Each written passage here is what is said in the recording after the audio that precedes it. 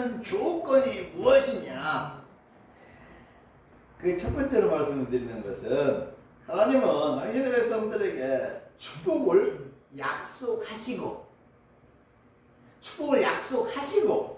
바로 주시지 아니하시고 기다렸다가 복을 주십니다.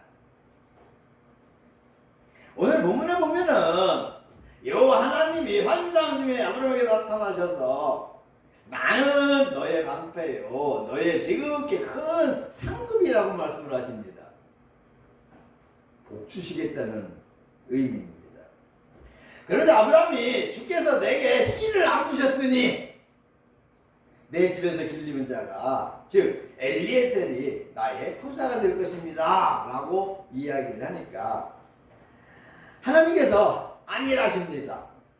네 몸에서 후사가 날 것이랍니다. 그런데 하늘의 별과 같이 많이 주신답니다. 그러나 그때부터 주신 게 아니고 약속을 해 놓으시고 그리고 축복은 나중에 아브라함에게 주셔가지고 결국은 아브라함이 축복의 근원자 되고 믿음의 조상 되게 하셨던 겁니다. 왜 그러셨을까? 왜 약속은 해놓고 축복은 나중에 주셨을까? 아브라함으로 하여금 하나님의 축복이 귀한 줄 알게 하시고 복을 주시려고 기다렸다가 나중에 주신 것입니다. 그렇잖아요. 뭐든지 쉽게 얻은 것은 귀한 줄 모릅니다. 그래서 일하지 않고 부모 재산 상속을 받은 사람들은 그 상속이 귀한 줄 모르는 경우가 많고 카지노에 가서 돈을 따는 사람들도 그 돈으로 부자가 되는 사람이 없는 것은 카지노 가면 돈 따는 사람도 있겠어요? 없겠어요? 있겠지요. 아니 그거 100번 해서 100번 다 당첨이 안 되면 그 누가 하겠어. 그래도 확률이 몇 번 하면 돈이 우르르 떨어지니까 그러니까 하는 것이지. 그럼에도 불구하고 그 사람들이 부자가 되지 않는 것은 그 돈으로 또 베팅을 합니다. 그러다 나중에 다 잃어. 혹 땄다 그래도 돈을 땄다 그래도 난 카지노 안 가봐서 잘 모르잖아요. 어떻게 하는 건지. 뭐 예를 들어가지고서는 베팅을 하고 뭐 수지를 누른다든지 뭐 하여튼 땄다고 쳐봐. 그렇게 쉽게 딴 돈이라서 그거 귀한 줄을 모릅니다. 그래서 부자가 못 되는 겁니다. 또 하나님께서 아브라함에게 복을 주셨는데 기다렸다가 주신 이유는 기도하게 하시고 주시려고 기다리신 겁니다. 하나님은 언제나 누구에게나 무슨 복을 주시든지 기도하게 하시고 복을 주시는 하나님이십니다. 그래서 엘리야도 850명 알과 아세라 선지자들과 싸울 적에 제단에 제물을 올려놓고 하나님 앞에 기도할 때 하늘에서 불이 내려와서 제물을 태웠잖아요. 전쟁 중에 여호수아도 하나님 앞에 기도했더니 해를 멈추게 하고 달을 멈추게 해서 승리하는 삶을 살게 하셨잖아요. 모세도 손을 들고 기도할 때 여호수아가 전쟁에서 이기고 손을 내리면은 여호수아가 짐으로 아론과 훌이 모세의 손을 들게 해서 기도를 하게 하셨잖아요. 여러분들이죠? 성도님들은 어떠신지요? 하나님께서 아직 성도님들이 원하는 축복을 충분히 안 주셨다면 더 기도하시기 바랍니다. 그러면 하나님께서 반드시 복을 주실 것입니다. 또 기다렸다가 복을 주시는 이유 한 가지 더 있는데 그게 뭐냐? 축복을 받을 만한 그릇으로 연단을 시키신 후에 축복을 주시려고 기다리십니다. 왜냐? 그릇에 그 귀한 전복죽을 담았는데 그 그릇이 깨어져 버린다 그러면 그릇도 버리고 전복죽도 못 먹게 되잖아요. 그러는 것처럼 하나님 앞에 축복을 받을 우리 신앙의 그릇이 연단이 돼야지 복을 주시지. 연단이 안 되면은 복을 주셔도 그 연단이 안 된 우리 신앙의 그릇이 깨어져 버리면 우리도 안 되고 하나님 주신 축복도 축복이 아니라 도리어 그게 저주가 되고. 그래서 하나님은 축복을 약속해 놓으시고 신앙의 그릇으로 믿음의 그릇으로 연단이 되기까지 기다렸다가 그 다음에 하나님께서 복을 주시는 것입니다. 그래서 아브라함이 최종적으로 축복을 받는데 20년이 걸렸잖아요. 충분히 연단이 됐겠지요. 그래서 아브라함은 복을 받고 그 복을 끝까지 누려서 믿음의 조상 되고 축복의 근원자가 됐는데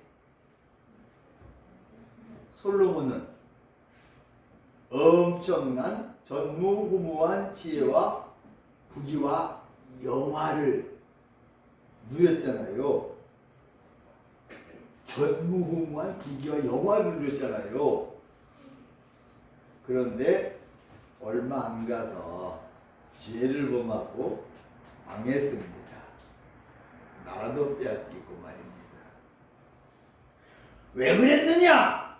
솔로몬은 엄청난 축복을 받았는데 1,000번제를 드림으로 받았습니다.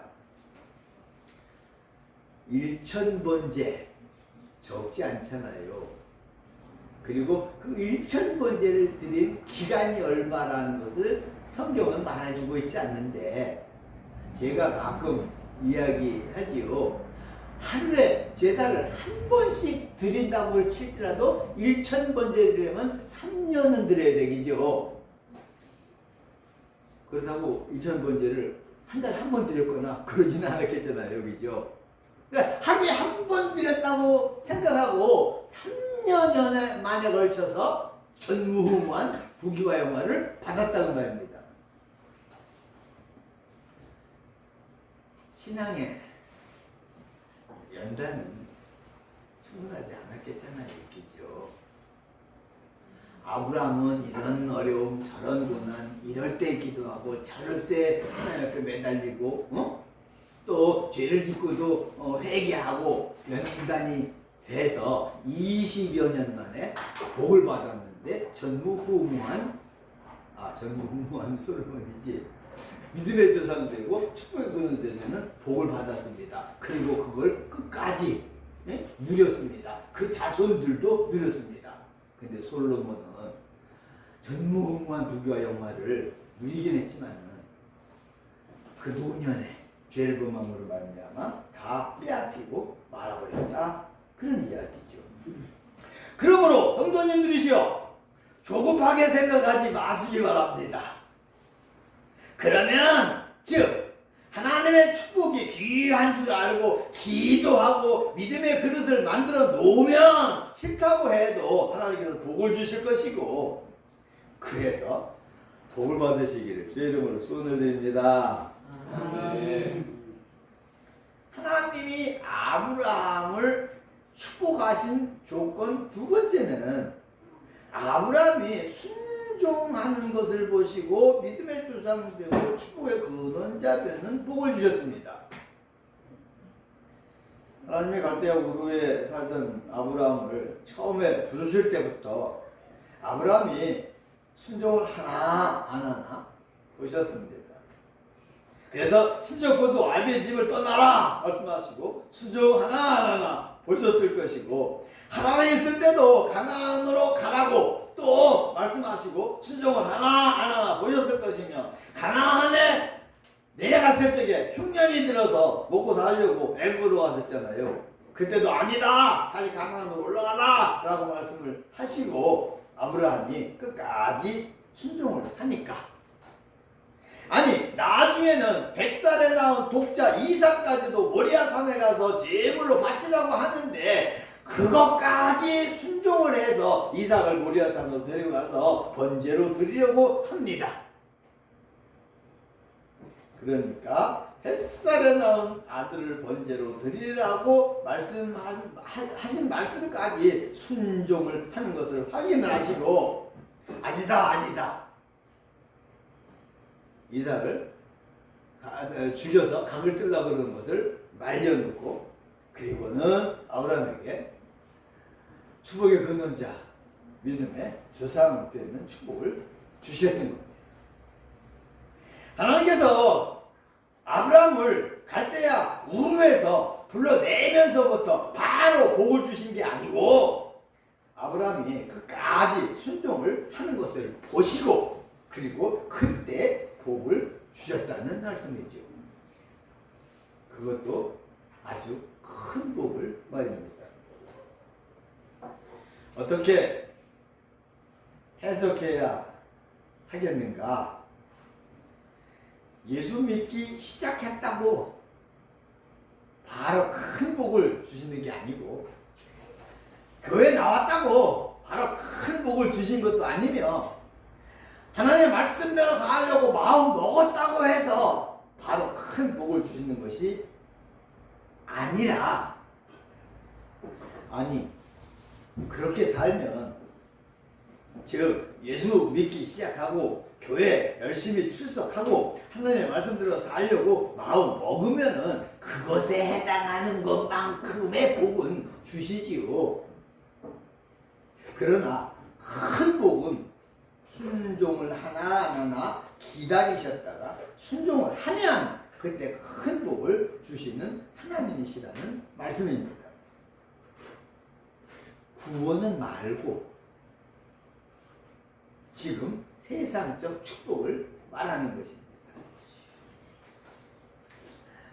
그러나 기다려도 순종하지 않으면 안 주시겠죠. 그래서 조급해 하시지 마시고 순종하시라고 권면을 드립니다. 100세에 낳은 아들이라도 드리라면 순종을 했던 아브라함처럼 말입니다. 그러면 하나님께서 아브라함에게 주셨던 복을 성도님들에게도 주실 것이고, 주시기를 축복하며 받으시기를 다시 한번 주님의 이름으로 소원을 드립니다. 아멘. 한 가지 더, 하나님이 아브라함을 복 주신 또 한 가지 조건, 세 번째로는 하나님께서 아브라함의 믿음을 높여가셨습니다. 그리고 복을 주셨습니다. 여러분들은 사람을 무엇으로 평가하시는지요? 어떤 이들은 사람을 평가할 때 돈으로 평가하는 사람들이 많습니다. 또 어떤 사람들은 인물로 평가하는 사람들도 있고, 또 어떤 사람들은 그 사람의 도덕적 가치관을 보고 판단하는 사람들도 있는데, 저도 그런 편입니다. 사람들을 도덕적 가치관을 보고 평가를 합니다. 그런데 하나님이 사람을 평가하시는 기준 중에는 믿음을 제일로 보시고 평가를 하신다는 말씀이죠. 자, 보십시오. 애굽으로 갔을 때 아브라함이 애굽으로 갔을 때 아내를 동생이라고 속였다가 망신을 당하기도 했습니다. 창세기 24를 보면은 그날에 내려갔을 적에도 그랬습니다. 창세기 25장에 보면은 번제를 드릴 적에 새는 중간을 쪼개지 아니하고 하나님 앞에 번제를 드림으로 말미암아 네 자손이 이방에 객이 돼가지고 400년 동안 괴롭힘을 당하리라고 애굽의 종살이를 예고받기도 했습니다. 그럼에도 불구하고 하나님께서 아브라함의 믿음을 보시고 그 믿음을 높이 평가하셔서 믿음의 조상이 되게 하시고 축복의 근원자가 되는 복을 주셨던 것이죠. 그렇다고 죄는 범해도 되고 믿음만 지키면 된다는 뜻은 아닙니다. 하나님이 복을 주시는 조건 중에 믿음을 매우 중요시 여기신다는 말씀이죠. 그렇습니다. 하나님은 성도님들의 믿음을 보시고 평가하시는 하나님이십니다. 그래서 히브리서 11장으로 가보면 에녹은 믿음으로 종을 보지 않고 하늘로 올림을 받았다고 말씀을 하시고 계시고, 노아는 믿음으로 40일 동안 그 비가 내릴 적에, 홍수가 내릴 적에 구원함을 받았으며, 사라도 믿음으로 늙어서 단상하였으나 잉태하여 아들을 낳았다고 말씀하시고 계십니다. 여호수아서에 보면은 여리고도 이스라엘 백성들이 믿음으로 성을 돌 때 무너지게 하시었고요. 그러므로 성도님들이시여, 저도 그래서 위로를 받습니다.